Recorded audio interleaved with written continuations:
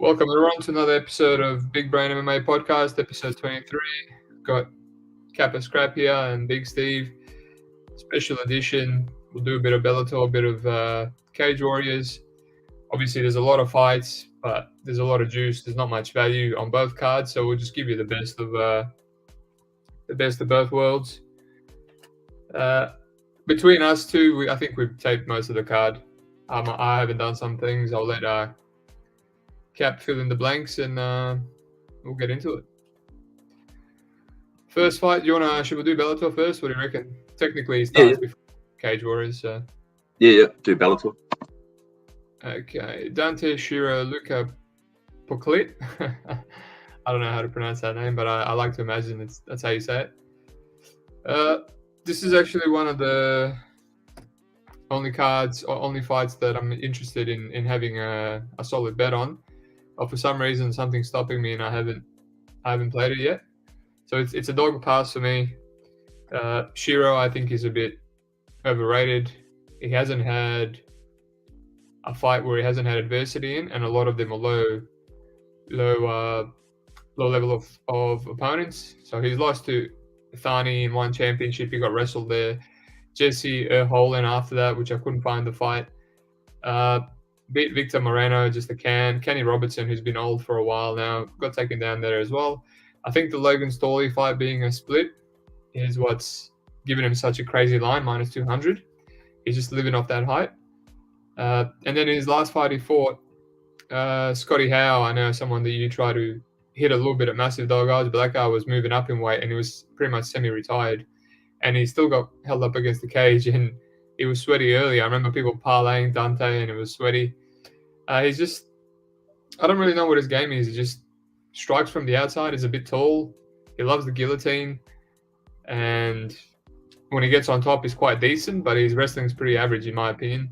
So he just kind of goes through fights, losing, and then eventually gets on top and he wins.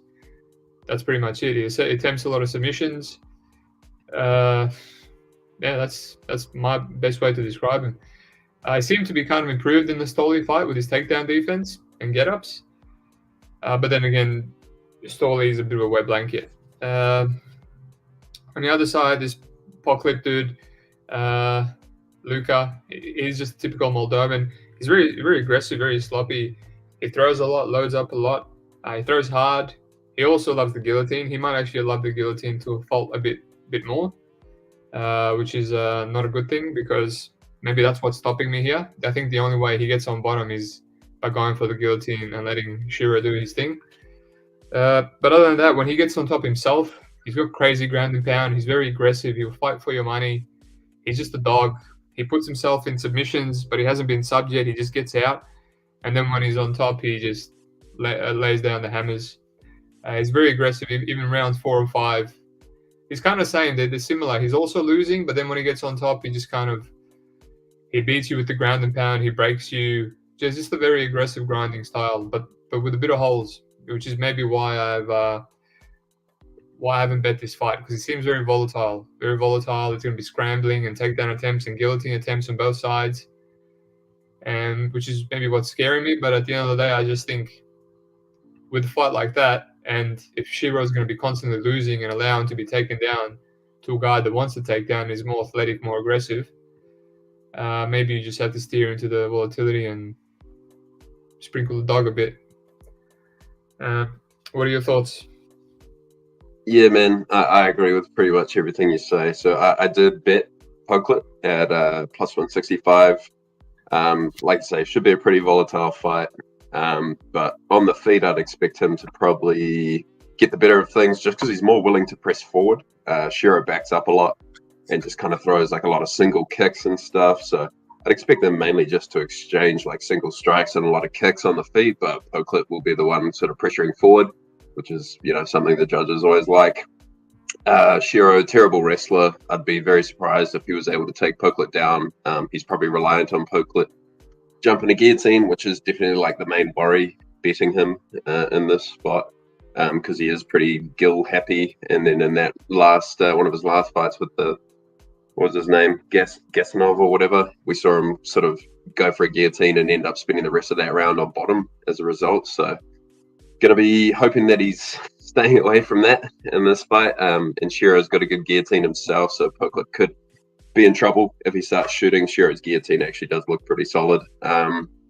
But at like less than 40% implied, I just think it's a fair bit off, because like Schiro kind of needs Poclit to like make mistakes to cover this line, which he could do because his decision making isn't always the best. But I don't think he should be like a plus 165 underdog. Personally, I kind of also like the over, but didn't want to double up just because, you know, if Poclit does lose, then it's likely inside the distance, like it's going to be a guillotine or something like that. And if it does go over, then I think Poclit probably has more decision equity, since he should be the better minute winner standing, unless, you know, he gives up a whole bunch of sort of top time to Schiro. So didn't want to double up there, but kind of like them both, but ended up just going with Poclit money line at plus 165. Took a little stab on his decision line as well at like plus 335, I think, because I doubt he's finishing Schiro. Shiro's pretty tough. Yeah, that's my thoughts essentially. I agree. I'm pretty sure that I'll be on the Luca side of one way or another. Maybe just the quarter unit, just so I'm on it. But let's move on. Next fight on the card, we have Adjoudj V Barton. Adjoudj is a young kickboxer. He's pretty fluid. He's not very physical. He's got good footwork, in and out movement. He's a southpaw, but he likes to switch stances, predominantly a kicker. Very fast. He is improving every MMA fight. He seems to be getting a bit more comfortable in there. He's incorporated a bit of the first fight he lost. It was getting wrestled and lost a split decision in Bellator, but he actually had a lot of get-ups. He would get up instantly and over again, but I think he just wore on him in the end, and he got tired and just conceded the bottom game. Other than that, in his more later fights, he's going for takedowns himself. So he's improving, but he's very young, and his main avenue is the striking. Barton, on the other hand, is an absolute animal, underrated fighter. I wish the bookies didn't catch on. We all cashed him as a massive underdog last fight, and we also played him against Clarke, and I think he was winning that fight. Unfortunately, he got subbed in the end. I just think if he doesn't, he's also got a good ground game too, and he's very physical. He's just a very well-rounded fighter. I think if he pursues the grappling like he did against Diamante in his last fight in Paris, he could maybe cover this line. But I just think at $1.60 favorite, he could have a striking battle. It could be very sweaty against a more fluid striker. And Barton also does stupid things like he falls off the back and occasional flying knee when he's having a good round and just ends up on bottom. So I thought about Adjoudj, but it's just not wide enough for me. Maybe a little Adjoudj by decision sprinkle, potentially. But I don't have props for prelims at the moment. Maybe, hopefully, one of the new bookies opens up for me, Top Sport. I don't know. We haven't experienced Bellator on Top Sport yet, so hopefully they surprise me tomorrow. But other than that, it's a dog or pass. I do feel like Jordan should be the favorite with the physicality, and he is a very good fighter. But yeah, nothing for me. You got any reads here? Yeah, man. Agree with you. Again, I got Adjoudj early, like plus 200. But that was obviously just going off memory. I got a complex relationship with Jordan Barton. I bet him big as like a big underdog, like in the plus 250 up towards plus 300 range against Kieran Clarke. And obviously he kind of dropped the ball there. Went back to the well in his last fight where he came through, which was nice. And then, yeah, I'm kind of familiar with Adjoudj because, again, I had a fair bit on him as a big underdog when he was booked to fight Clarke Harvey in Bellator, Scottish prospect who's super overrated, and then that ended up getting cancelled, which was disappointing. But in terms of how this plays out, yeah, I think it's likely to be on the feet. Barton might look to mix in a bit of the grappling, but it's going to be like an interesting dynamic because Adjoudj likes to, draw guys in. He plays off the back foot. He's got that traditional Taekwondo karate type game where he's happy to pull guys into the crosses and whatnot, uses the side kicks and the front kicks to maintain range. The thing is, he doesn't really seem to have any pop He fought that terrible jiu-jitsu guy in UAE Warriors and just couldn't really seem to like hurt him at all. So I'm not sure if he's going to be able to like dissuade Barton at all. Like Barton's probably just going to be stalking him, walking him down the whole fight. And Adjoudj might be able to outland him off the back foot because, you know, he's got a tricky style and Barton's never really fought anyone like that. It's the first time he's going to have to deal with like one of these elusive karate taekwondo guys. So, you know, we'll see how it goes. I do like what I see out of Adjoudj in terms of his takedown defense and his get-ups as well. Being an SBG guy, I was a bit worried he'd be laying on his back, playing guard, gassing out and stuff. But his takedown defense and his get-ups are pretty good. He lost that split in his pro debut, but to be fair, that guy he lost to wasn't bad, especially for someone you fight in your pro debut. So Barton might be able to wrestle him a bit, but I'd expect Adjoudj to be able to get up, to be honest. He's pretty scrambly and he knows how to get up. He's also tall and long. I was quite surprised by the weigh-ins, how much taller and longer he was, but I'd expect Barton maybe still to have a bit of a strength advantage. So I think this one plays out pretty close, to be honest, and it just depends if Barton can kind of get the pressure going effectively or not, and then mix in a bit of grappling maybe.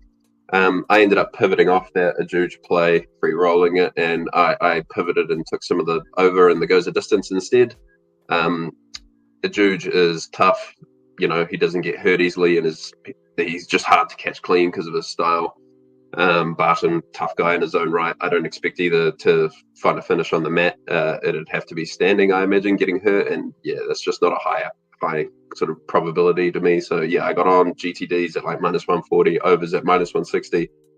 I think this goes to decision like 70% plus, and then yeah, I took that little stab on a Adjoudj decision. I think it was like +230 something. So I'd expect a close fight here. Barton rightfully favoured. Maybe a tiny bit wide now. I saw a bit of money came in, but I think Barton around -150 or so is probably about accurate. That makes sense. We're on the same page. Let's move on. Next fight, Alex Bodnar Kenny Mokoneona. Let's just pretend that's how you say it. Two grapplers, one a massive favorite, one a massive dog. One's got a bit of hype from SBG. I'll let you take this one over since I think you got a good read on it. Yeah, pretty interesting fight, like you said. Kenny versus Alex. Kenny seems to be like fairly athletic guy, decent size for the weight class. All mainly quick finishes so far as a pro, at least. And yeah, to be honest, like when I see a -330 price tag against like a guy like this, I just kind of have to fade him. Sorry, he's just a bit of a mess, you know. He has been able to. Oh, what's going on, Aussie?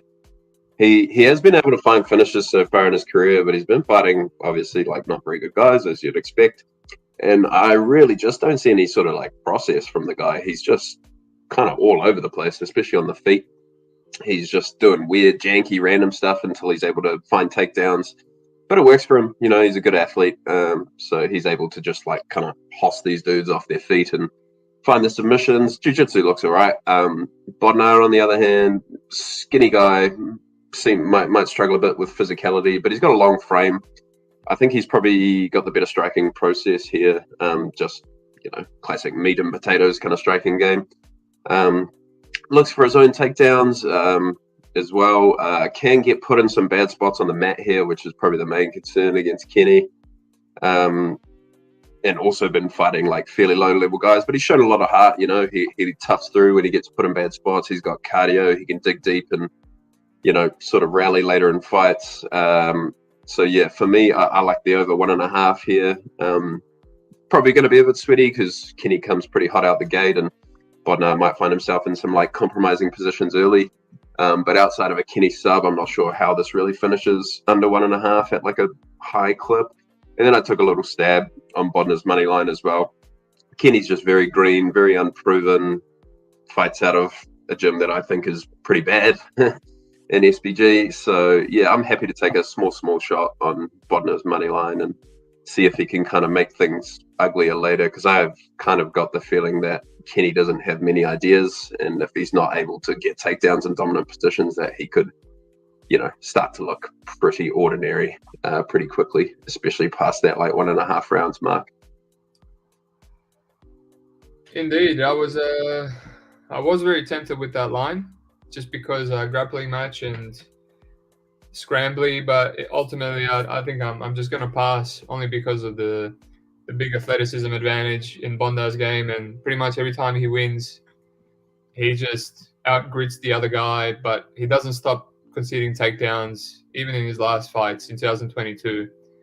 And it doesn't seem like it's something he's fixed. And yeah, while there might be some value, which there probably will be, he can also start every single round on his back, and then he has to work his way up, which he's very good at working up. He's a gritty guy. But yeah, for me, I'm just passing. I think the physicality, and I don't really know what he's good at. Even his own wrestling is horrendous as well. So good luck to you, but I'll pass. There could be marginal value potentially. The over's probably good too, but I don't have it. Next one, Georgi V Kane, Kane Musa. I've taped Georgie a billion times in my life. Kane as well, not the best guy, a bit chinny, explosive fighter. I'm passing on this fight. Georgie at -200, he probably wins. For an old guy, he still seems to have something left in the tank, as opposed to Kane. Do you have anything that interests you here? Not really, to be honest. It was a pretty underwhelming tape. Like you said, take Georgie a bunch of times at this point. Been around for a long time. Kane Musa, just a very mid kind of jack of all trades, master of none kind of fighter. Line seems about right to me, to be honest. Like, Georgie's just a bit better at everything than Musa. Musa's losing to reasonably ordinary guys. No value on the overs as well. I'd expect this one probably goes to decision unless Georgie can kind of find that guillotine or something. But Musa's very much like a decision fighter. The guy's extremely, low potency. I'd expect them to be kind of competitive everywhere, but Georgie just a bit better of a striker, a bit better of a grappler. He is getting on now, though. He's 37, but Musa's no spring chicken himself. I think he's like 36 or something like that. And Georgie's just consistently fought the much better level of competition. So, yeah, line seems about right to me. I think he's just a bit better in all areas of the fight than Musa. So, got no real interest in backing the dog.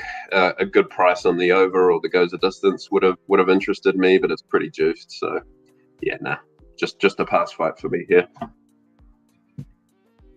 Yeah, we agree on that one. Move on.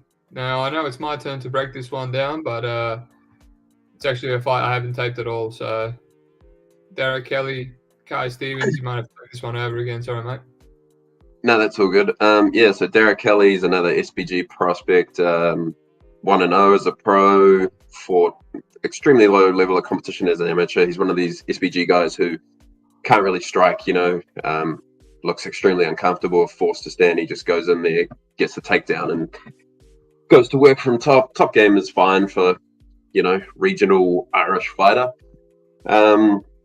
But yeah, I've been keen to fade this guy for a while, and I've taken a small shot here on Kai Stevens.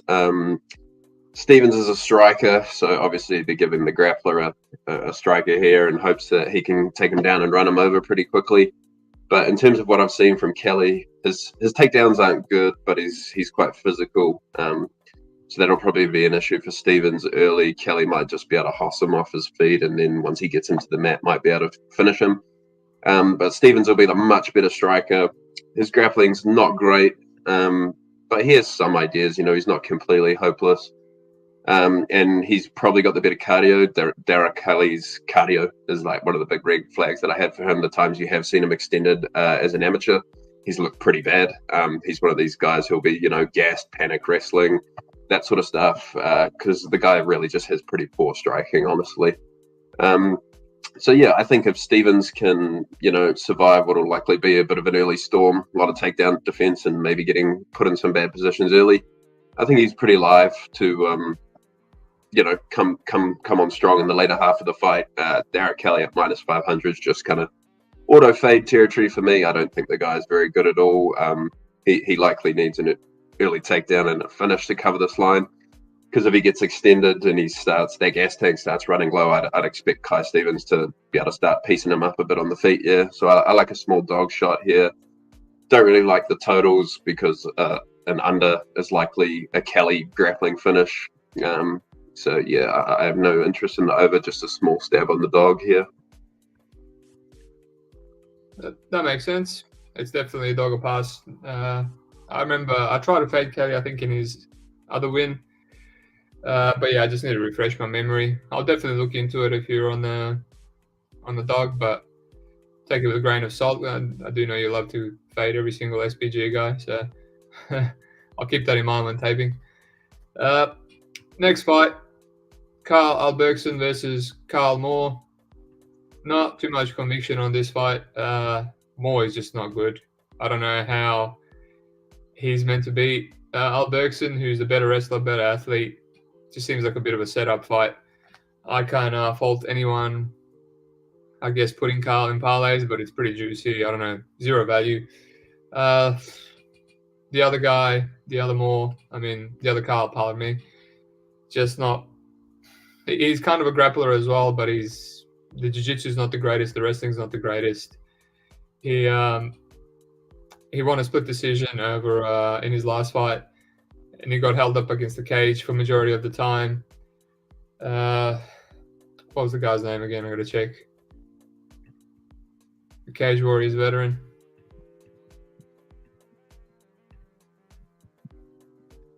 Oh, Lee Chadwick, that's right. He got held up against majority of round 1, majority of round 3, and he didn't get any of his own takedowns. So I think this is just a setup fight.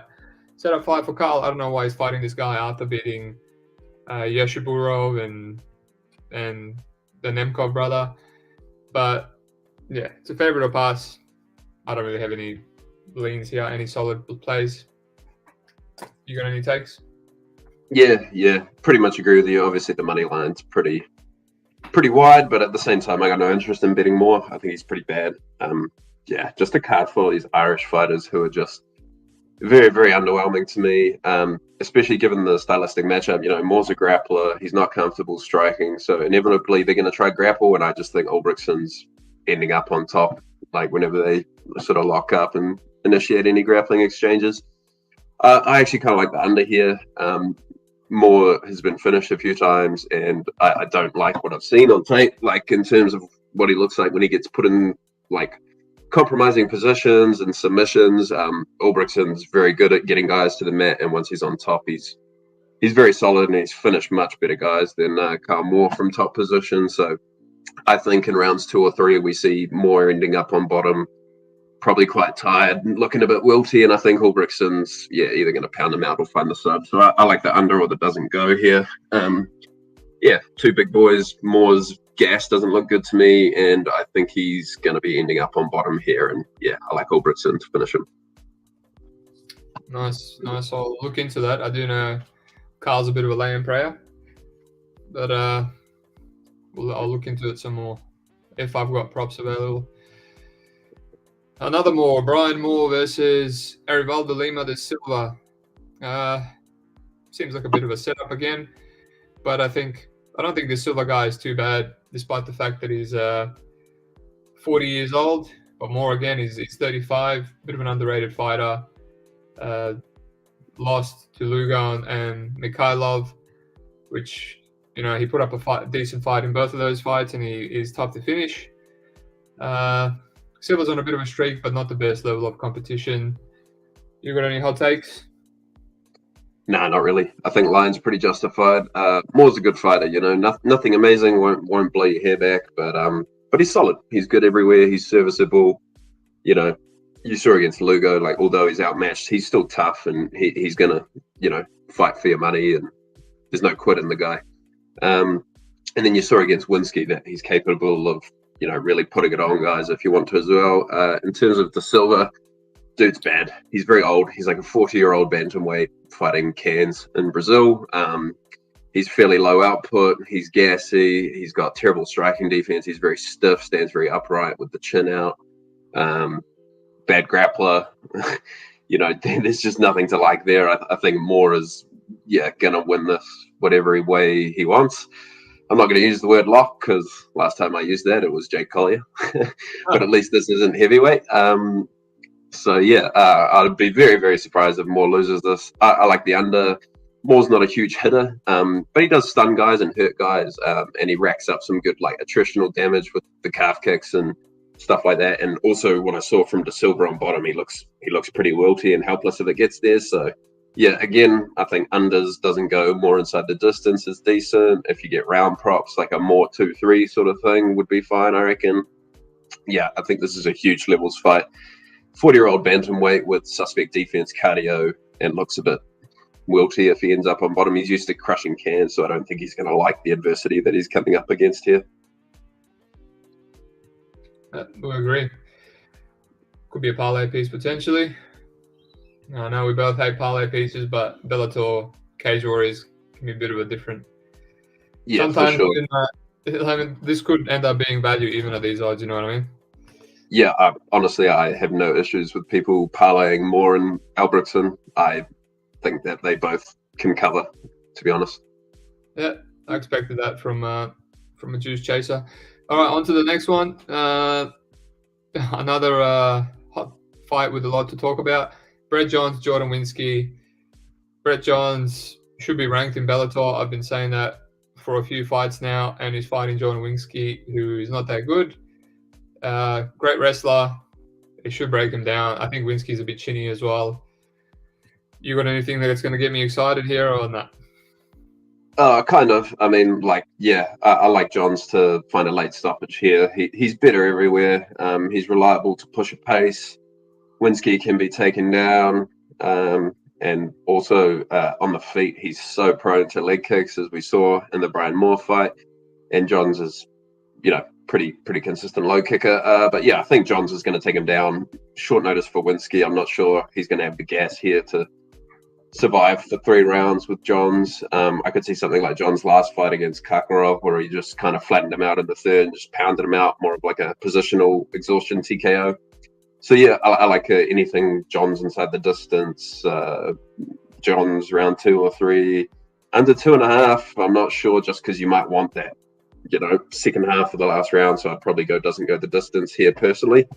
But yeah, I think Johns is a pretty damn good shot of getting him out of here. He's a very good back taker. So from the back, he should be able to find the choke or potentially flatten him out and pound him out. Yep, I would be surprised if Johns couldn't finish Winski over 3 rounds, honestly. Yeah, agreed. All right, on to the next. I'll take this one. I kind of have a somewhat hot take on this one. Syrian Clarke versus Raphael Hudson. Now, this is a short notice fight. Hudson coming on, 1 week or less notice. He's got a pretty non-inspiring record, 5-3, but he has fought some decent level of competition. He's fought Sylvester Miller, that is the guy with the rough head that was dominating Jack Cartwright and then got disqualified for headbutting him multiple times. So that guy's got some decent wrestling. I think he was on the way to beating Jack Cartwright. And that was the first fight I taped of Raphael, and he had good, decent takedown defense. And whenever he got taken down eventually because the Polish guy is very relentless, kind of like Clarke here, which is a good fight to tape. But he never gave up his back, so he got his legs grapevine, and he just kept scooting to the cage, and just nothing was going on. And eventually he would get up. In round 2, he dropped the Polish guy, so he's got some power. And then eventually he stopped a couple of takedowns, and he just got taken down again and got held up against the cage. But again, just always got his scooters back to the cage, looked to work his way up. And it was just a battle of, getting taken down again and working his way back up. So he never got mounted, never got dominated, etc., etc. The other fight that I saw, he got taken down straight away, and he used some nice butterflies to sweep the guy and then lock in a das and put him out. So I thought this guy seems all right. He's got good power. He seems to have okay jiu-jitsu. Like, he's doing the right things when he's coming against the guy that's constantly trying to take him down. And then I went through that's the only 2 fights I could find. And then I went through his record, and I see that he got rear naked choked right after that in Brave by Omar Solomano, which is a Ukrainian beast. He's lost his first 2 fights. First he lost the 2 fights within his first 5 a while back, and then he went on a 8 or 9 win streak. And then the other loss, he got submitted by Geraldo de Freitas by rear naked choke in the first in 2018. So that was a bit concerning. But these are the 2 fights that I can't find. So gets me thinking maybe Rafael looked good against that Polish wrestler because he's just a grinder and he's not really dangerous potentially. On the other side, Syrian, I mean, these odds are insane. He's every single fight that he fights in, he comes up against some adversity. Like you said, we both played Jordan Barton. I didn't play him as big because I was wary of the constant grinding style, but I was still annoyed that he got submitted there. He got rocked multiple times, wobbled by Barton. Barton took his back as well, which in hindsight that was a problem because once he fell off, he ended up getting submitted. This Abu Tonkara guy got his back for the first round in his last one. Dude from the French regionals who's not that great. And then obviously dislocated his shoulder at the end there. So he's a constant grinder. He's a crotch sniffer, and he's not very athletic, and his wrestling's not the best. But what he does is he breaks fighters down because he just keeps doing the same thing for 15 minutes. He's got decent cardio. He's just a marauder. Just keeps coming forward. I think this could be a bit sweaty early. This Hudson guy cracks, man. He seems to be quite good everywhere, and I don't know. Without a question, you can't parlay this one. That's just retarded. If it wasn't short notice, maybe I would actually have a decent stake on it personally. I think in the stand-up he's better. If he gets taken down, he can get up, work his way to the cage. Seems explosive. I found another fight on his Instagram. He put out a guy cold with a 1-2. Just a very powerful striker. I might take a $100 stab. Why not? And then you might get a much better line on Clarke after the adversity that he's going to get in round 1. Because even when he gets takedowns, he doesn't do anything. He just grapevines the legs and just looks to hold you down. There's no ground and pound. There's no nothing. He looks to get to the back. The other play that I might actually play is, because I've got props for the main card, is the under. Under 2.5 is $1.70. Obviously, it covers Hudson if he gets rear naked choked, because he has been twice. And they were both under 2.5 rounds. Didn't even get to round 3. Potentially better fighters than Clarke, but the way Clarke fights and short notice, old mate might gas out a bit sooner. And then it definitely covers Hudson's only PTV, which is a finish. So I think I might like that under 2.5. A decent odd. It's not juiced at all. So massive dog or pass here. Might have a little sprinkle. The guy, I actually was surprised what I saw on tape. And then maybe live bet Clarke when he survives the early adversity, and the under 2.5 potentially a play for me as well. What are your thoughts on the fight? Yeah, man, I agree with pretty much everything you said. Clarke's a guy that I've tried to fade with Jordan Barton. I don't think he's very good, but he's one of the guys that's like quite hard to fade at the lower levels because he's just so tenacious with the grappling, and he just tends to win these minus EV decisions on control time. And inevitably, guys who he's going up against, because they're so low level, make a mistake eventually, and he's able to capitalize, and he turns that into a round of control time or a finish. On the other side, Hudson, like you said, pretty limited tape, but seems like serviceable. The guy's not a bum. He's got jiu-jitsu. He's got some stand-up.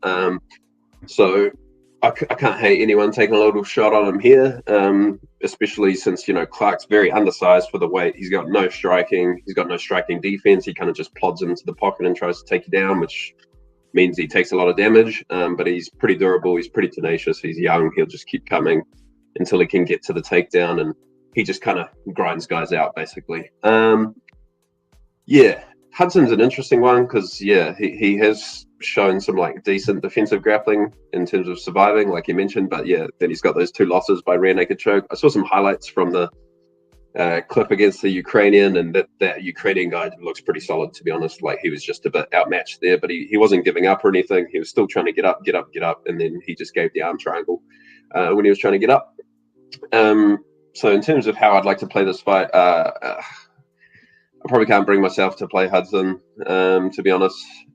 You were mentioning the 2.5 over under. I've got a 1.5 at Bet Online, but I could be interested in a 1.5, but it's -175 to the over, so it's a bit too juiced for me, to be honest. I have early, it's come in now, but I took a bit of Kieran Clarke's decision line at +275, just because I don't think he's a super potent finisher against a guy who has some jiu-jitsu, you know. He might just wear him out, and Hudson's been rear naked choked a couple times, like you said, but small poke on that +275, I was happy to take. It's into like +200 now. So yeah, that's how I'll take it. Money line's insane though, but I kind of do expect Clarke to grind out another unconvincing win where he doesn't look, you know, anywhere near a -700 favorite. Yep. He will win somehow probably, but he will be not impressive again. All right. I'll take this one over again. Good fight, this one. Mads Burnell versus Carvalho. I think the odds are a little bit disrespectful. And I think the majority of the reason is just because Carvalho is chinny. Like he's a great fighter. He's 26. I don't think he's ever been subbed. He does give his back a lot. It seems to be his favorite thing in the world. You can take him down with ease and then give his back instantly. But he's very calm. He's really good at peeling off the body triangle and the legs and turning into you. Great technical striking. He's very fast. He breaks people down with pressure.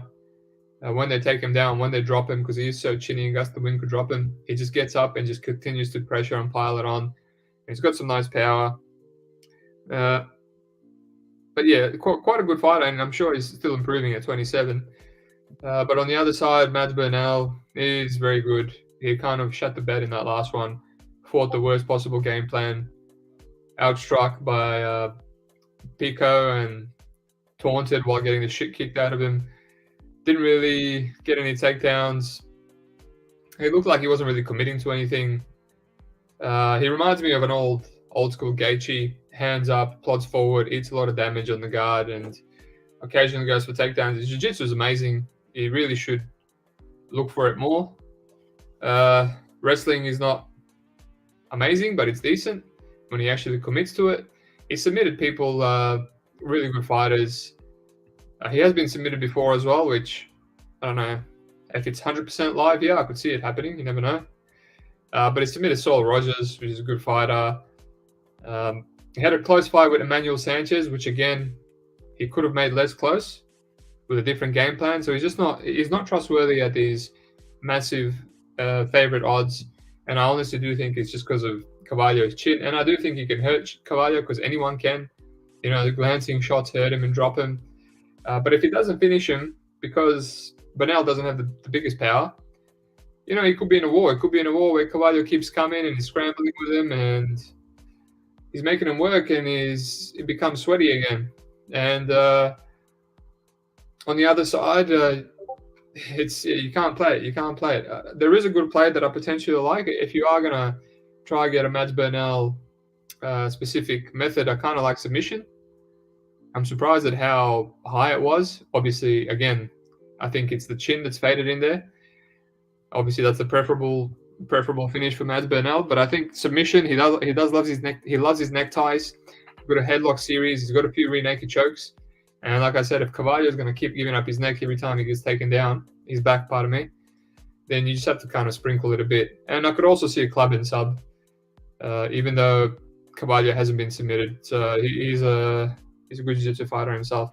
So potentially the under covers both. You can potentially live bet Mads, because he just loves to make things hard for himself. You could get a better line, maybe round 2. If he just decides to roll and decides he's going to use his wrestling in round 2 and 3. So I can't play, I don't want to say dog or pass, because I'm not really leaning towards a dog. I don't have too much confidence to play him, because I think there's a level disparity here. But for me, it's Mads by sub, sprinkle, potentially play the under, covers both, covers the KO.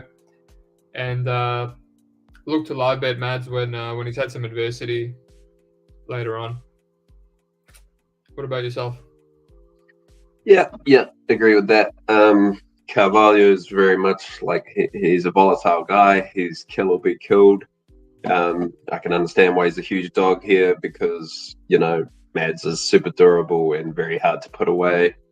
I like the under here, to be honest, just because there's barely any difference between that and like Mads inside the distance. Carvalho just kind of throws himself into striking exchanges, leaving his chin out on a platter, and the dude just gets like clipped and hurt and dropped by so many guys, even guys who aren't hitters like Weichel, you know. And then once he's on the bottom, he often like struggles to get back up, and Mads has some nice subs, as you said, especially that Japanese necktie he likes to go to. Yeah, like Mads doesn't have like huge one shot power, but the way he kind of like boxes in the pocket, he's always got his eyes open behind that guard. And man, Carvalho just hangs that chin out there so much. I think Mads is gonna clip him sooner or later. He might not put him out, but I expect like Carvalho to get like hurt or wobbled at least once in this fight, because he's just so aggro and has no defense. So yeah, whether Mads can convert that into a finish or not, who knows? He might just be able to knock him out. He might drop him and club sub type of thing. But yeah, I prefer like doesn't go the distance or an under here, just because Carvalho's fights just rarely go the distance comfortably, especially if he's not fighting like a control wrestler or something like that. Mads is down to have a war, you know, and that's what Pedro brings every time. So yeah, I like the under. I understand the sub play on Mads. I'm just personally prefer like an under or doesn't go, just because Carvalho is chinny and so hittable. And also, you never know, Carvalho could pull some meme shit out of his back pocket as well, and that's kind of covered by that under or doesn't go. Yeah, we seem to agree on that aspect. Let's move on. Next fight, Liam McCourt versus Silva. Thankfully, it's your turn because I'm passing on this fight, and I didn't play it. I didn't tape it, but I already faded Leah against Kavanagh. I played Silva against Harding. I lost money on her against Julia Budd, which I thought she won. So I'm familiar with these girls, but I just didn't want to put myself through the tape with two cards. So I'll let you take over. Oh yeah, unfortunately, man, I'm largely in the same boat. You know, I don't have any conviction in playing this fight. I again made same bets as you. I bet Sinead and Diana over Janae. Very binary fight here, you know. If Diana can keep it standing, it's a wash. McCourt's striking is absolutely hideous. She has no idea what she's doing on the feet, but they're women, you know, so there's bound to be some grappling at some point. It's just a question of whether McCourt can turn that into enough top time or a submission. Even on the mat, she's pretty fucking bad as well. She loses position a lot. She may end up on the bottom, but Diana's not a great grappler herself. So I'd need better than plus 150 on either to even like begin to consider a play. And obviously the over's super juiced as well, which I don't like. If anything, I'd probably take a tiny stab on the under just because McCourt might sub her. Silva might, you know, just put enough damage on her where McCourt, you know, has enough because she's so hittable, has really bad optics when she gets hit as well, when you never know what could happen. But yeah, no, total pass fight for me. Terrible fight. Yeah, it's great. Save some time on that. And the co-main event, these last few fights are a bit uninspiring. Romero versus Manhoef. Honestly, Manhoef looked a lot better on tape from what I expected. Romero came back to his dangerous self, playing with his food, absolutely touching up Polizzi every single time he threw a strike. And then when he decided I'm going to KO him, he just did it with 1 second to go. Only thing I kind of like here and that's playable is the over. It's a pick'em. Even if Romero takes Manhoef down, he really doesn't do much. Everyone stands up on him. He's more of an explosive, high-impact takedown guy. He doesn't really do much with his ground control. Not a submission threat. And Manhoef got taken down multiple times by Corey Anderson, of all people, and stood up in round 1 and made it past the over 1.5 in that fight. And Corey Anderson is known for once he takes you down, he just ground and pounds you out. Look what he did to Nemkov. Look what he did to Teixeira, Yusupov. So honestly, like I said, Malvin looked much better on tape from what I expected at 6 years old.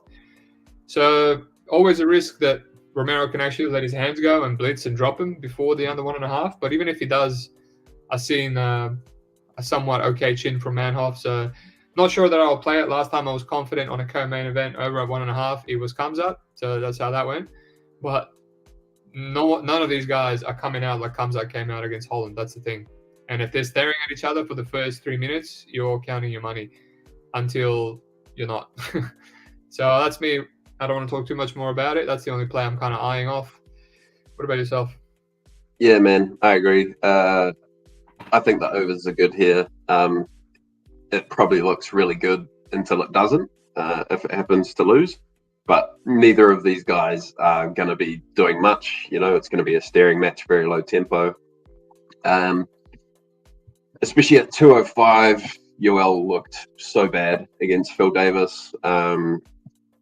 He just looked a lot slower, a lot more sluggish. I think carrying the extra weight makes his conditioning even worse, which in turn like affects his output because he doesn't want to gas. And honestly, the Melvin Manhoef tape was not as bad as I was expecting it to be going in. I had this idea that he was just complete glass, like chinny shot fighter, but it didn't really seem to be the case, to be honest. He's also quite tentative at this stage in his career. He kind of just waits on the outside, looking for the low kicks or, you know, the single shots. And, you know, that's really good for overs. I think these guys are both going to be like staring at each other, waiting for the other one to go first so they can try and counter. And that's just going to lead to a bit of a staring match. So yeah, over 1.5s are good. There's some fight starts round 2s out there around like $1.70-ish, which I think is good as well because both are reliable to really not do much for the first round at least, you know. And then something like in terms of if you want to be like super degen, like goes a distance up towards the plus 300 mark. Obviously, you'd only take that for a small bet. Yoel does tend to wake up somewhat in rounds 2 or 3. But, you know, against Polizzi is just the most hittable guy ever. Like, he literally just stand right in front of Romero, eating left hands.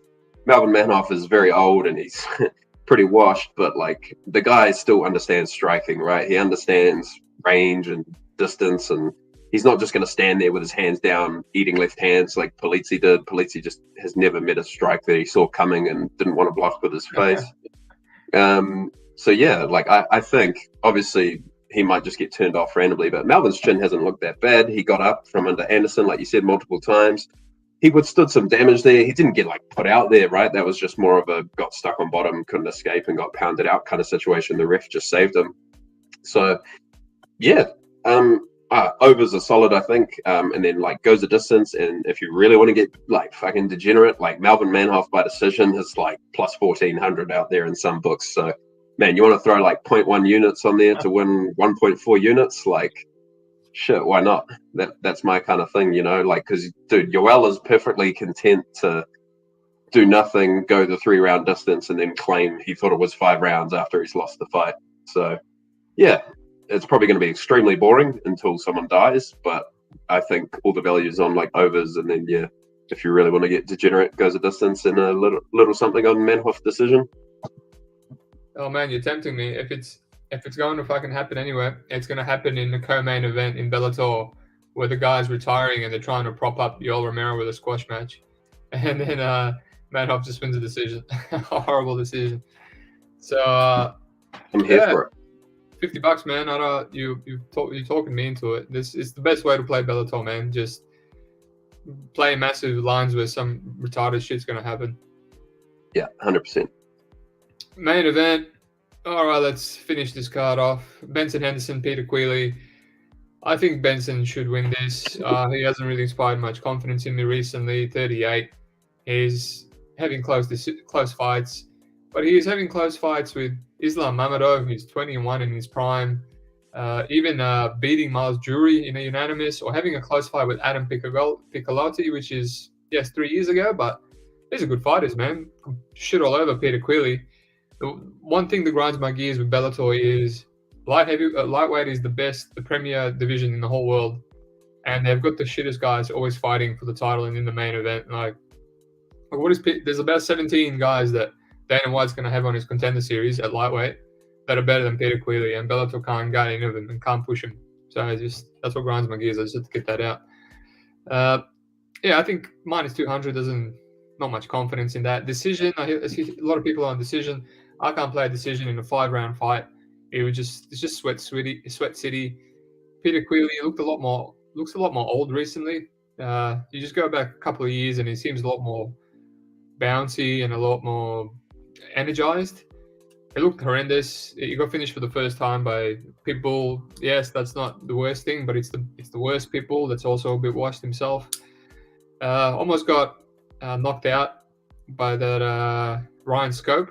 Got clipped with a head kick that barely hit him with the toes, and he fell down and was almost finished with ground and pound.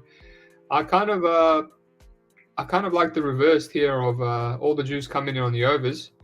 I kind of like the under, man. On Bet365, you have the under 3.5 rounds at $3, right? Which is a bit out there. I don't really have the best read on how it's going to finish, but potentially Benson Henderson. He's got the wrestling upside. He's still got the cardio. He's still got he doesn't push the pace like he used to, but when he wins a fight, it's when he wrestles and he breaks people. So he can potentially do that on Queally. He can get a guillotine, kind of like what he did to Roger Huerta. He's got some good body kicks. Queally could knock him out. Brett Primus kept rocking Henderson. Got knocked out for the first time, not in Bellator clean by Chandler, which not saying much, but yeah, just both these guys don't seem as durable as they used to once upon a time. And if you want to play it safe, play under 4.5 rounds. It's still plus money. So kind of a similar bet that I hit on that Tajikistani guy on Contender. Everyone was just playing the overs, etc., and I just thought all the value was on the under. Didn't really know how I was going to finish in the under, but it worked out. I just have the feeling it's going to be the same here. Yeah, they might stare at each other early, but just a little stab. It caught my eye. I didn't expect it to be that much. Those such high underdog odds on the under. You got anything to finish off the card here? Yeah, I don't have anything yet. But I kind of agree with where you're coming from. It's pretty hard to get behind or get excited about betting Henderson at around like minus 200. But at the same time, I can understand it if people are, because Queally's just so bad. His cardio's okay, but he's pretty chinny, I reckon. He's pretty fragile. He's going to get out-grappled pretty easily here by Henderson, I think. And I could see Henderson subbing him, or maybe he somehow hits him with a big kick. Queally's getting old himself, and he's been out for a bunch of surgeries and stuff like that, so I'm not sure if he's going to be able to hold up here. Benson's old himself. You never know. Guys get old and they just start randomly dying in spots you'd not expect them to. I'd still be obviously pretty surprised if Benson gets turned off here. But yeah, I like the unders. Covers maybe Benson being randomly old, and probably not much difference between that and Benson ITD in terms of price. So yeah, I think that's the way to play it, if anything. But yeah, like you said, pretty bloody awful main event. But yeah, I'd expect Benson to win, a very Benson kind of fight. Could be another live bet as the odds narrow and they're staring at each other, nothing's happening. Just kind of like the Corey Sandhagen fight. So Young, he was very close with Song. He jumped up to pick him, and then 2 seconds later he was a massive favorite again. So you could just, these 5 rounders, nothing happens for a bit, and then the odds narrow, and then you just jump in on a much better line on the guy that's going to win eventually. So could be another aspect. But that's it. You got a favorite bet on Bellator? I know it's slim pickings. Yeah, definitely slim pickings. But if I had to choose, I'd probably say the over goes the distance on Adjoudj and Barton. If I had to pick one, yeah, that'd be my favorite. Oh, nice. For me, I literally haven't played any bets, but it has to be the dog shot on Luka Poclit over Dante Schiro. I am going to play that. So, and it's something that I use day one. Yep. As for number 2, which I'll ask you as well, this is a tough one because on top of not playing anything, I also I'm really getting drawn into this Clarke under 2.5. I think because he's such a good back taker and Rafael's on short notice, and He's very hittable. It's drawing me in. Even though I hate my over-unders, I think he could look good value. So that's Poclit as a dog and the under in the Syrian Clarke fight. Yep. I understand the angle on both of those.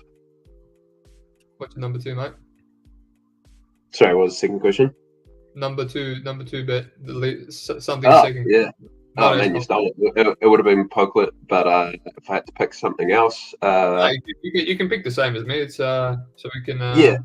either Poclit moneyline or probably John's inside the distance if you have access. Oh, okay.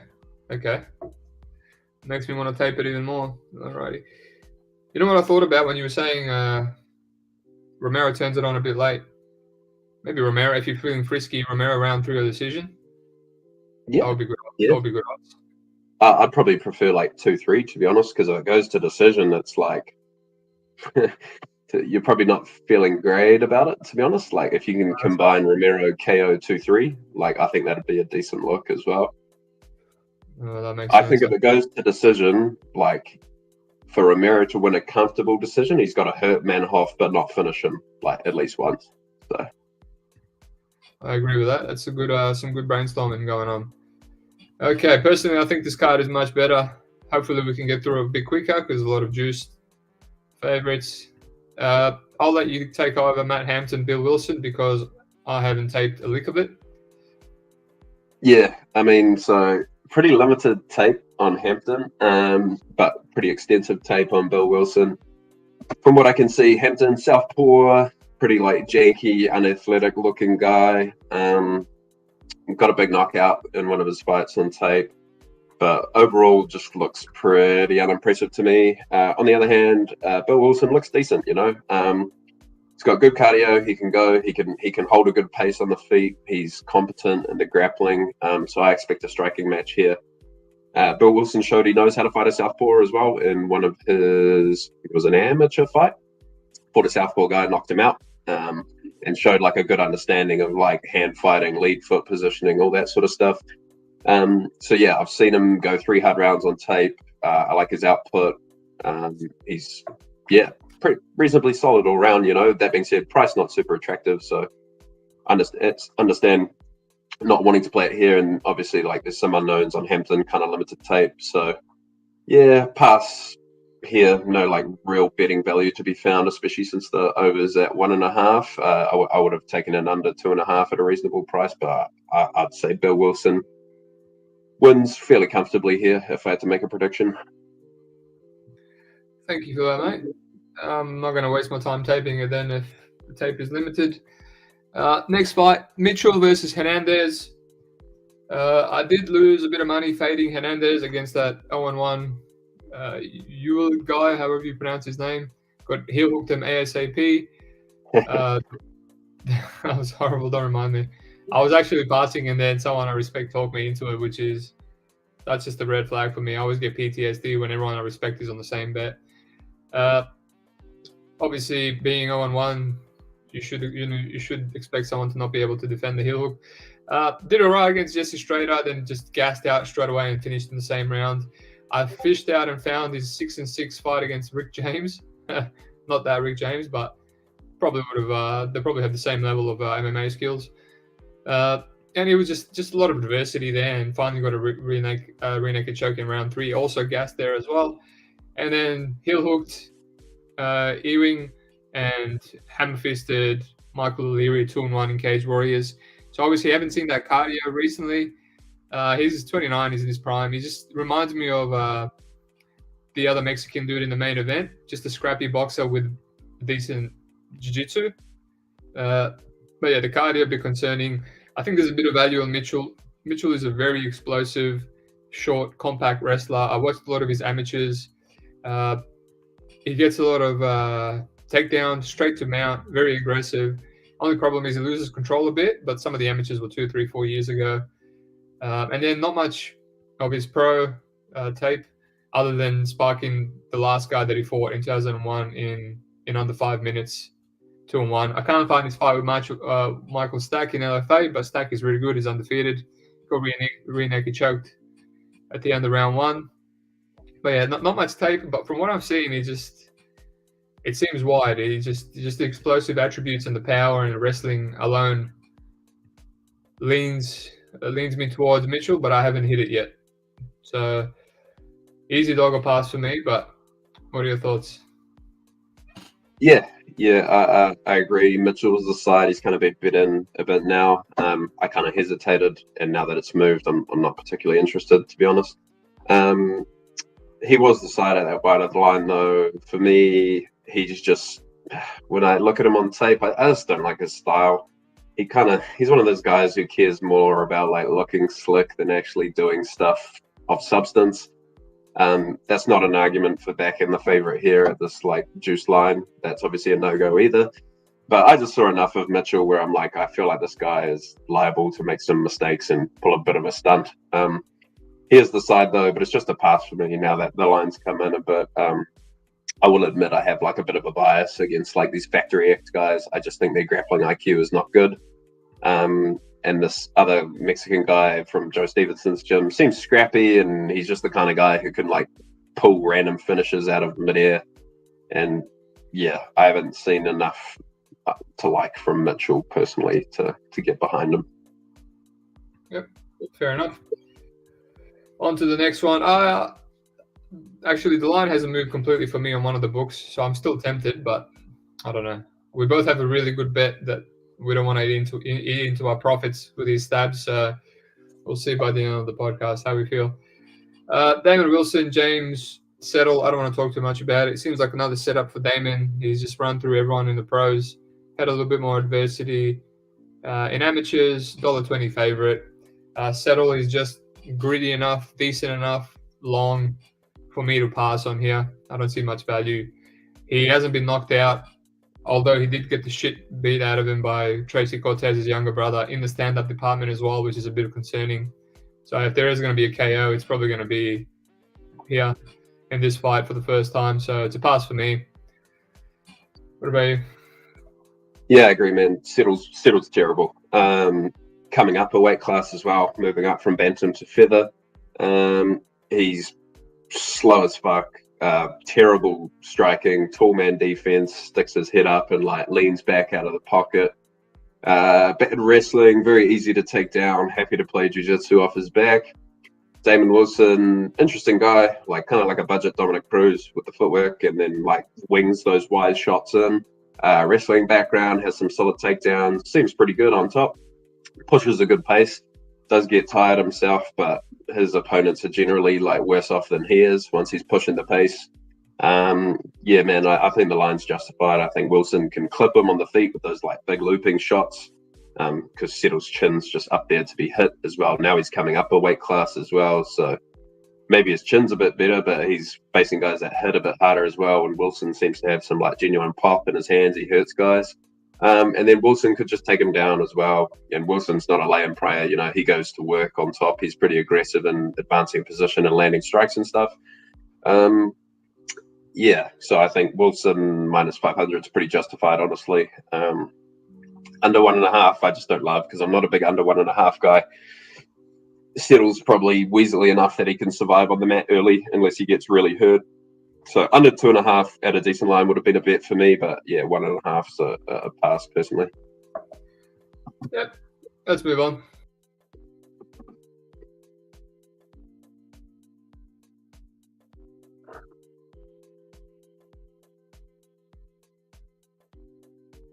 Oh, don't know what's happened to Steve there. Whoops. Oh, there he is. I said let's move on and just ejected myself. Pressed the wrong button. Happens. I was so close to doing that a million times and I never did, but I finally did it. All right, let me get that screen back on. Slow down so I don't put the wrong screen on, if you know what I mean. There's a couple tabs you don't want to be shared right now. Alrighty, so this one here, John De Jesus, Brandon Laroco. I see some people thinking him and JJ Ambrose is a good parlay combination for plus money. I agree with one of them, but in terms of the other one, I don't think Brandon Laroco is that bad. It's two strikers, and Laroco always gets beaten when he gets grounded. Gets grounded and taken down. Obviously, he was losing that fight to Trinidad, and then the guy blew out his knee. He was getting wrestled. I've seen him wrestle before, but the thing here is, I've seen Brandon Laroco wrestle people, and he's a good back taker. And yes, in his last fight, he got outstruck to a decision loss against a 3-0, quite decent, explosive guy. But the Jesus is the one with bad takedown defense, and also backs up a lot, backs up and sticks and moves. He's the type of guy who plays a massive underdog.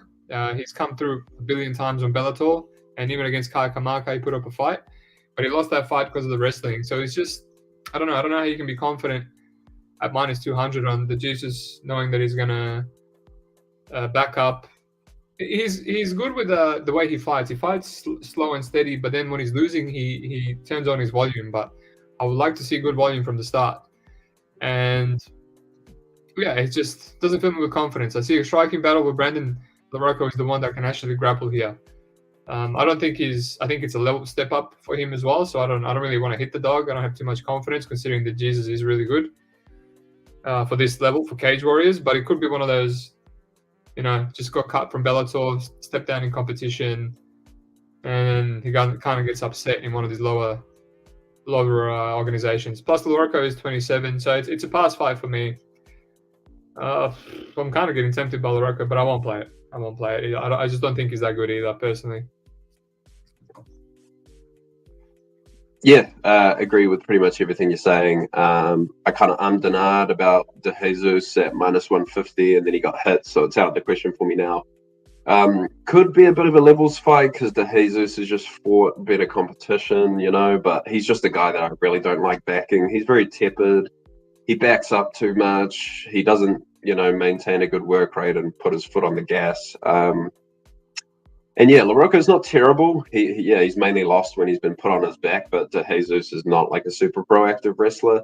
And I anticipate this fight is going to play outstanding for most of the time, and Laroco's pretty comfortable there. And De Jesus, he loves having just a low mid-tempo, tepid kickboxing fight with guys, so that's kind of what I expect will happen.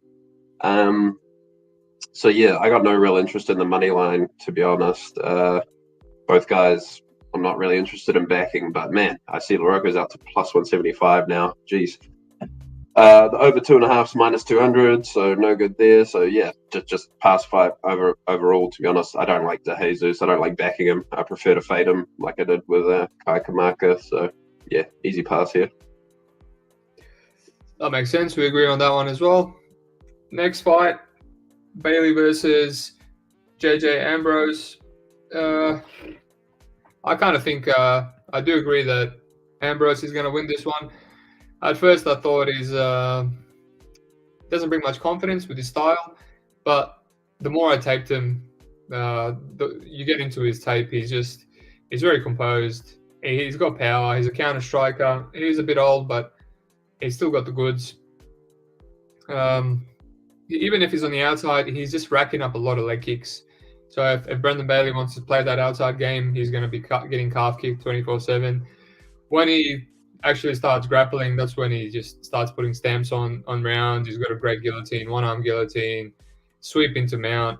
He's just got a handful of guillotines over a crap load of wins, over regionals, over decent opponents. He went to Australia a bit and just smashed some cans, which taping Eternal MMA, there's a lot of cans on our regional scene, Jesus Christ. So it would have been easy money for him over there. He beat one of the guys I used to train with. Who was it? Bo. Yeah. Got him with the one-arm Billy. It seemed like he was just cleaning up, like not even getting any first gear. He had a couple of 3-round wars, but yeah, he's just a very experienced guy with multiple levels of skill. This Bailey guy, I taped him extensively when I was gonna play the main event, him versus Trinidad, and I noticed some improvement in him, and he's gotten a bit big. I think he took a few years off. I wish I could find that Tyson Griffin decision loss, because that would have been perfect. So because I couldn't find it, I just ended up passing on Trinidad, and he ended up guillotining him straight away. So he's got a good guillotine, and he loves the front lock series. He's got in and out movement. He survived 3 rounds with Max Roshkov, but he was just getting taken down over and over again. So it's just, I feel like JJ, even with his slow, steady pace of just, calf kicking, occasionally grappling, I just think he's better everywhere. In the grappling, in the striking, in the experience. But yeah, $1.40, I'd rather parlay it with something, but I don't have anything at the moment to parlay it with. So just have to be another pass fight for me. Yeah, I agree, man. Sounds like you went a bit deeper than I did. I couldn't find too much tape on Bailey beyond his last 2 fights. So yeah, I mean, I can't get behind playing Ambrose, although he's a deserved favorite. I think that makes sense, but just can't get behind such a old, tepid guy at this price. Bailey seems to go for it, so it seems like he could bring some volatility. And you never know, Ambrose has just had such a long career. He's old. Seen him hurt in a few of his fights as well, so you never know. Bailey could just find a big shot, put him out. And he doesn't do enough to make me think he's just going to go out there and just cover on Bailey. So yeah, pass fight for me also. Okay, so I'll let you take this one over, only because I was taping it before we went live. So Jeffrey Craig, Chesham Blair.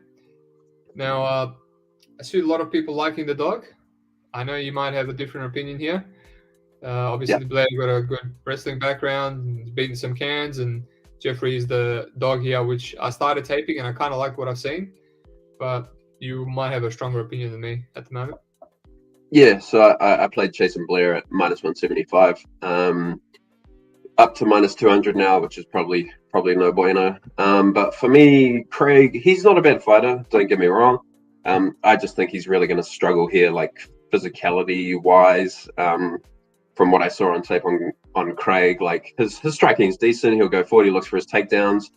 But I just really think physicality is going to be an issue for him here. He gives up a lot of cage push. He has serious issues being able to keep his back off the cage. Blair is obviously a very credentialed wrestler, high-level wrestler out of UNC, I think it is. So I'd expect him to be able to hit takedowns here on Craig, who doesn't seem to have the best takedown defense, and a little bit lacking in the physicality department.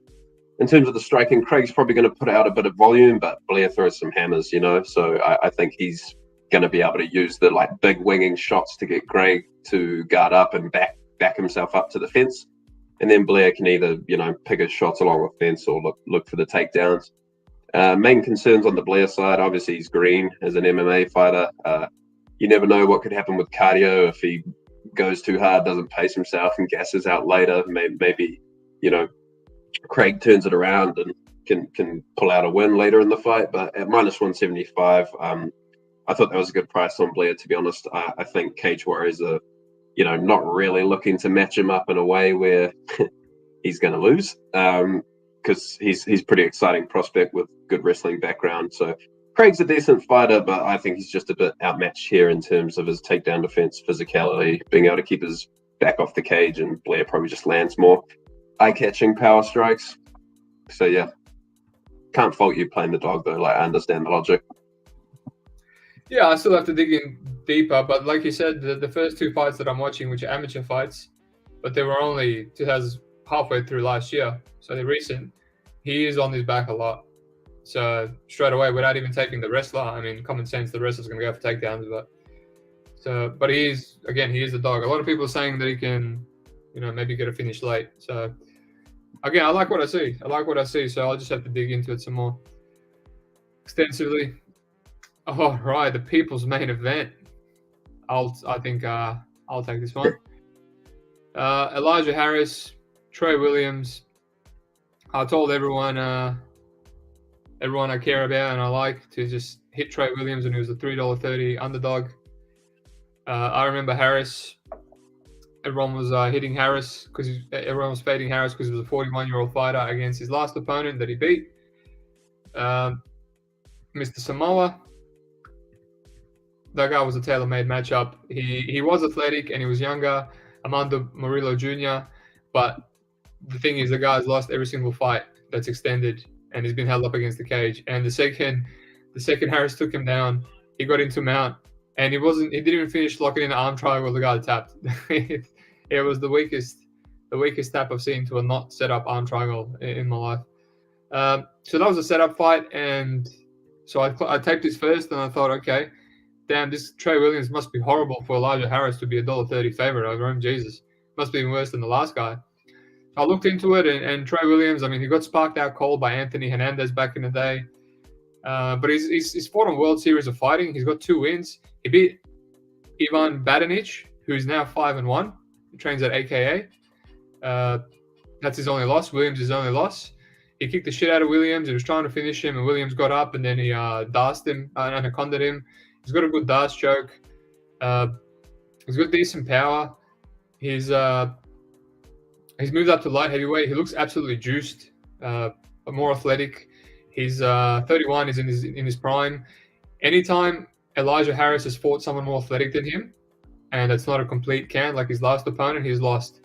So he's fought Chuck Campbell, who's a decent athletic guy from Bellator, and he just got pillar to post. He got outstruck. He got taken down. He couldn't take him down. There was just a massive athleticism advantage. He got bloodied up. He showed some heart, but it was just sad. It was sad to see.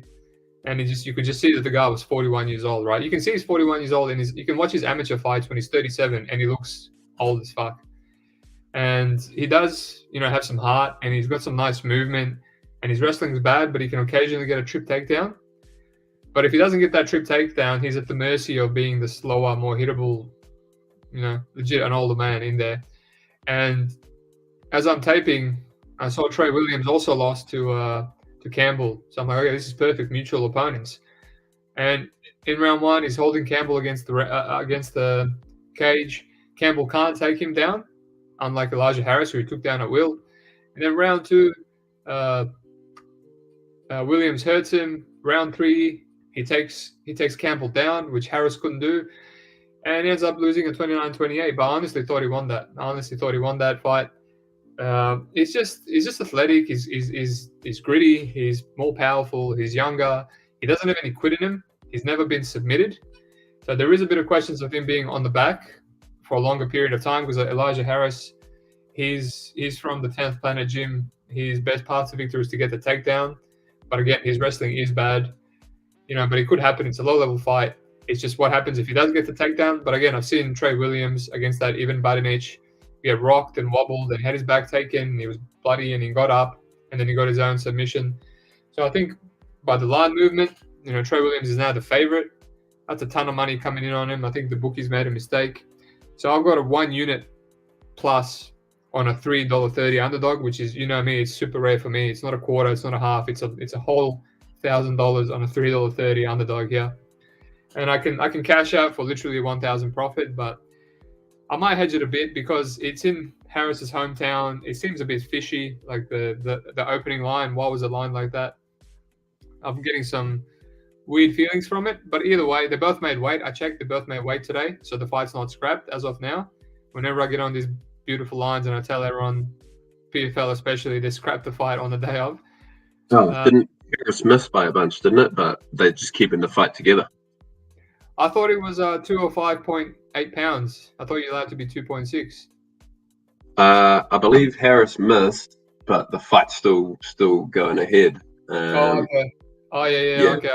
I didn't see. I just saw Harris flexing and smiling, so I thought he was fine. But I saw Trey was 205.8, so I'm like, oh, okay, no, that's fine. Harris missed by 6.2 pounds. Jesus. Yeah. So he made an Instagram post where he's thanking his opponent for accepting the fight, blah, blah, blah. Oh, man, should I cash out or what? No, I think that's good. The dude's way overweight. I don't think he's coming in shape. No, cash out for profit before they fucking scrap the fight. No, it's confirmed. It's on. It's all booked, confirmed. It's good to go. You never know with these fucking dodgy commissions, bro. But yeah, I think this could look hindsight. Worst case, I can just see a close fight, close pick'em fight, which is where it should have been, capped at originally. So 1 unit on Trey Williams at $3.30, my favorite bet of this whole weekend, and it's why I'm so hesitant to hit these other dogs, because I don't want to eat into that profit. It would set my month beautifully.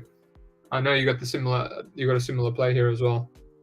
Yeah. So I hit it when you tipped me off about it, and then got around to tape, and I was just like, "That's insane." I think Trey could easily be minus 200 here, which I think he is now. So anything better than minus 200, honestly, I thought was value. It's one of those cases where you're like, oh, it was plus 200, plus whatever, so you don't want to bet it at minus 150 or whatever, but value's value, man. Just because the line's moved doesn't mean that all the value's gone. So, yeah, Trey better than minus 200, I think is good. Like a Harris win is just, I don't know, him getting some jammy trip takedowns into 2 rounds of top time, or finding a sub somehow, or Trey breaks his leg, I don't know. But yeah, Harris is terrible. And that one win he had over that guy, like I've never seen a dude tap so fast to an arm triangle. Massive quit job. Yeah, not much to say. I think Trey's better everywhere, deserves to be a reasonable favorite, and I anticipate he looks it and he covers. So yeah. Yeah, let's hope for that cash. I'm looking on his page now. 25 minutes ago. What is he saying? Much for accepting the fight. Okay. I just didn't read it, so I don't know. I didn't know that he missed. Yeah, man, he missed big. Well, I saw he was going to retire. So, and his missus talked him into fighting. So just could be the best bet of the whole month, man. Honestly. But I would still exercise some bankroll management because it is a low regional level fight. So in his hometown. All right, I'll finish this main event off nice and quick. Eric Sanchez, James Lynch, main event. Not a bad fight. Sanchez is, like I said, reminds me of someone else from beforehand. Just a gritty, decent striker with decent jiu-jitsu, decent boxer. He's got power. He can get his own takedowns. Whenever he gets taken down, he's quite a good scrambler, which I think matches up well here with James Lynch. James Lynch is a physical, kind of strong, explosive wrestler, but his control's not the best. He's fought some bums recently. He got absolutely run through by Miranda, but Miranda's an animal. He also took Miranda down early, and then Miranda got up there and got his game on by taking him down and instantly rear naked choking him. I couldn't find anything recent of Sanchez, so I was passing. He had a nice little war with Erosa, and he took Erosa down and cracked Erosa, which everyone does. In the end, got knocked out. And then the fights that he's lost and the fights that he's won, he's kind of had close decisions, which it gives me kind of like that old school Jorge Masvidal feel, just because he's predominantly a boxer, and if he doesn't put stamps on rounds, they can be close. So I was kind of passing. I think the athleticism and the takedowns was going to make it, close enough. He might have the better striking, but then Lynch's physicality could shine through, or a couple of takedowns here and there. But then someone from the forum, the Sherdog forums, actually found me the fight against Boris in Bellator. So I'm going to watch that. I got to watch that again. I watched Lynch's fight against the last fight. He went to a decision against Nakagawa in Cage Warriors. And again, it's just the takedown. The control looked non-existent. He would get takedowns every now and then. But yeah, non-existent. And Cesar Gonzalez 4-4. He knocked him out in 1 minute. That was just a squash match. It just seems like an easy dog or pass. I can't get the best read at the moment. But yeah, dog or pass. It could look decent value. I will retape that Sanchez versus Boric's fight in Bellator, because that's the most recent fight I will be able to watch, and then I'll reassess. But dog or pass for me. What do you have? Yeah, I agree, man. Definitely a dog or pass spot. Lynch just super underwhelming. He's beat his last 2 wins are over terrible guys. Like you said, a wrestler doesn't have much of a striking game, just mainly looking to cage push and get takedowns. Going into the tape, I was like, oh, the Sanchez could be a good dog bet. So he trains at Team Alpha Male, so pretty good, sort of camp to train at if you're fighting like a bit of a one-dimensional wrestler. But disappointed by what I saw, to be honest. Striking serviceable, definitely should be the better striker in there. Wrestling left a little bit to be desired. He can get his own takedowns, but he can be taken down himself, and is a bit prone to getting controlled. And he doesn't have like the best sense of urgency on the feet. He doesn't really put it on guys. Kind of just pot shots and putters along. You know, as you can see on his record, he's going to decision with a lot of these like pretty bad regional combate level fighters. So I ended up taking just some of the over 2.5 at -110. I just couldn't quite get there with Sanchez. You know, I decided I'd rather cover like a Lynch decision than Sanchez finishing him. I think a Lynch finish is probably the least likely outcome. I just think it's probably going to be like fairly close. Can Sanchez do enough with the striking in between? You know, Lynch trying to get his wrestling off is probably what it comes down to. I'd expect Lynch maybe to get 1 or 2 takedowns, but his shocking's pretty bad. His control's pretty shocking, like you said. But I could just see Sanchez losing a close decision on just spending a bit too much time on bottom, getting pushed against the cage, and that lack of urgency on the feet was something that kind of turned me off him there. So I just took some of that over 2.5 -110. It's been bet a little bit now, so not sure if there's too much value left, to be honest. But should be just a fairly close competitive fight, I think. Yeah, I agree, man. I agree. I probably wouldn't hit that over just because I think a lot of Sanchez's win condition is a KO or a submission. But good luck to you. Hopefully it hits. The Boric fight is not a bad look, though. He competes pretty well, but that was like the older version of Boric, who was kind of having like super low tempo, tepid kickboxing fights. He accounted himself fairly well, but in the third, he kind of slows down, gets taken down by Boric, which is not a great look because I don't think that version of Boric back then had great wrestling. His wrestling's definitely a lot better now that he's been at Sanford for a while. But it was a decent showing against like a high level fighter. Yeah, and then I mean, someone like Lynch couldn't even sniff. He couldn't finish Albert Lee. He couldn't even sniff or jock strap. So it's a bit of a. I think talent-wise, Sanchez has got a lot more, but the physicality just stands out a lot on Lynch's tape, and Eric's doesn't really have much of it. So, but I'll take that fight. All right. See if we've got any. Okay, I'll make this easy for you. We all know what the best bet is for both of us. It's obviously Trey Williams. What's your second favorite on this card if you got something? I guess that main event over would probably have to be it, just because Chase and Blair now at -200, it's getting just a wee bit sort of unpalatable. You know, you don't want to be laying that much juice on regionals on a green fighter. So I'd probably have to say the main event over would be my best one. Trey Williams definitely the best spot of the card though at those better prices. Yeah, I mean no doubt. That's why I didn't even bother asking. For me, I don't have a second bet, but Brian Mitchell is someone that I'm still eyeing off, and so that's going to have to be. Who knows? Maybe by the end of today I will play it. But it's just jumping out at me. If I didn't have Trey Williams, I would have just said this is value. I would have put a quarter unit on it. It's just one of those ones where you don't have all the tape, you don't have all the answers, but you just feel it's the right play. So Mitchell for me would be at $2.75. Decent odds on Bet365 still. Would be my second bet. Yeah. Second, obviously Trey, good spot. If I had to choose, it'd probably be Chase and Blair moneyline or otherwise the Damon Wilson under 1.5. I generally hate unders, but Settle was easy to take down. His bad striking defense, and Wilson's a fast starter. He comes out hot round one pretty much every fight. So I think even if it doesn't hit, you don't feel terrible about it because Wilson's going to go for it. Very nice, man. Two full cards, just under 1.5 hours. Got some good bets. We should make some money.